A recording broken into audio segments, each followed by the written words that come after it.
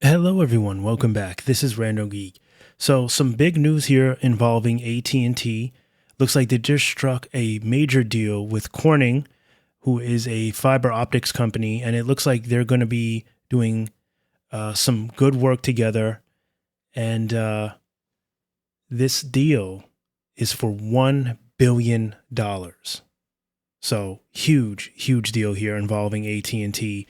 AT&T has been talking about fiber for quite some time now, 2 years, more than that, talking about how this is their new way of living, pretty much. This is everything that they're still in business for at this point in time. All of their time and investment is pretty much going into building out their fiber network. They haven't given up on wireless, thankfully. Well, we didn't want to see that happen, and we've seen some time or at one point in time it looked like that was going to happen, but they've come back with wireless. They've built out the network a little bit, but it's not their primary goal. It's all about fiber here. This is where they shine at this point in time. All of their time, all of their dedication and assets are pretty much being pumped into building out a stronger fiber network. Now, a lot of this could be because there's a lot of debt that they need to clear, and when they get rid of some of that debt, the building out of the fiber network, what seems to be working, what seems to be bringing in capital, will allow for them to pay down the debt and ultimately, eventually, use some of those funds to continue to build out a stronger wireless network. They're not in the 5G rat race anymore. They haven't been in that for quite some time. They gave up a long, long, long way down the road. Now, not to say they're not going to continue building out wireless, not to say that they don't care about it.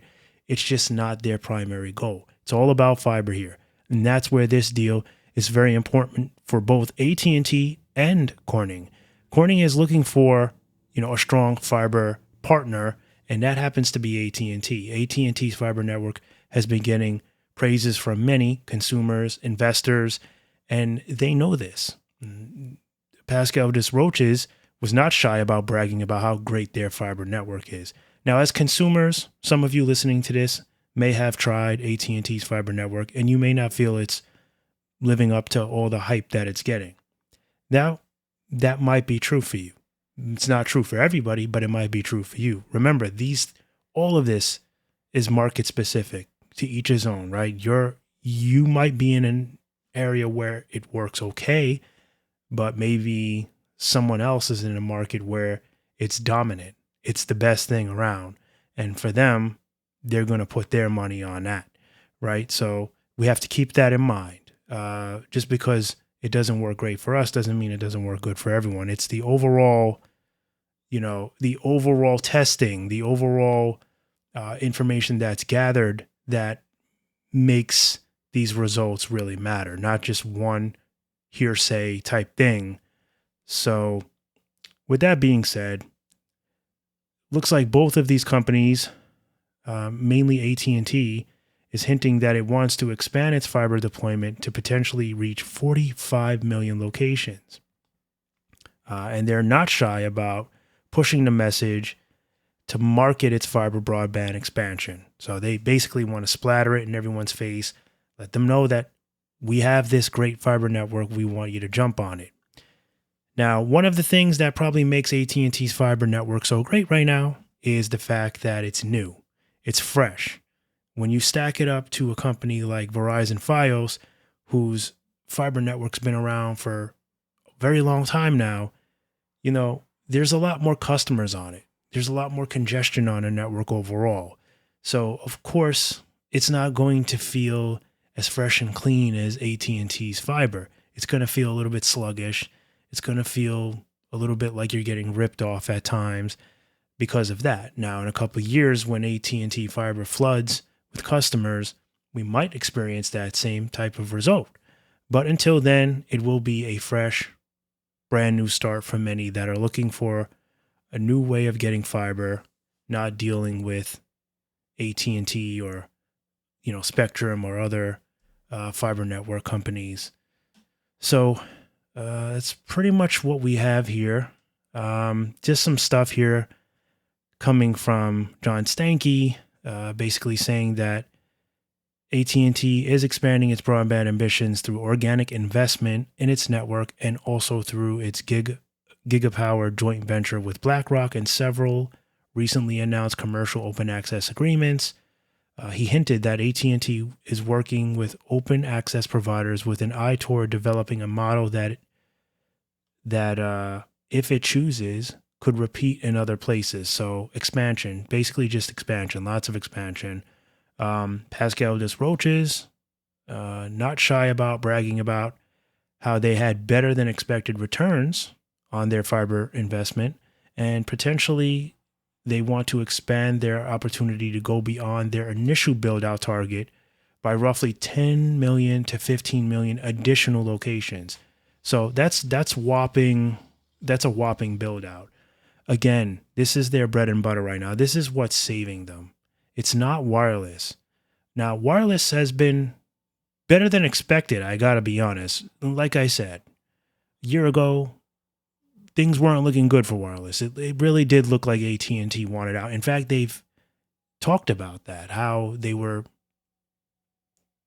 considering it to some degree, right? They basically said we're all in on fiber, and there was discussions about how wireless might have to take a back seat for a while because they just couldn't do it financially. They were in a bad position.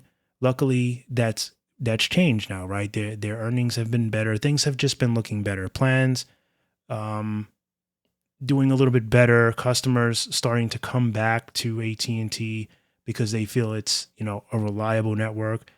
Remember, it's not the fastest, right, when it comes to their wireless, but they've been able to hold on to customers and retain the customers that seek true value in a reliable network. We're not talking about the bells and whistles. We're not talking about the fastest speed tests on Ookla or OpenSignal or any of those. We're talking about customers that value true reliability with strength in their network. These are the customers that AT&T retains, and these are the customers that AT&T has been able to actually gain. Because at the end of the day, having a great network, fast network, right, as far as internet goes, and having bells and whistles is all great. But when you can't make a call or send a text because you have weak signal, because your network is just not strong enough to go through when you need it the most, right, that can get on your nerves. You can let it slide 1, 2, maybe even 3 times, but 4th time, you might get tired of it. So that's pretty much where AT&T is able to bank on customers' reliability. And it's no different with their fiber network, right? Their fiber network has been reliable. Customers enjoy it. They feel it's worth the money. And they see this as a cash ticket here, a cash cow ticket here. And that's why they're putting all their money on black. And it's been working. And we're certainly going to keep hearing more about this. This is a very big investment here, very big deal for AT&T. So with that being said, I'll leave it there. This is developing. We'll hear more about this, and we'll talk more about it when that time comes. If you have any questions for me, feel free to leave them down below into the comment section, and I'll do best to get back to you as soon as I can. As always, thank you guys for stopping by and watching, and I'll catch you in the next one. Bye for now.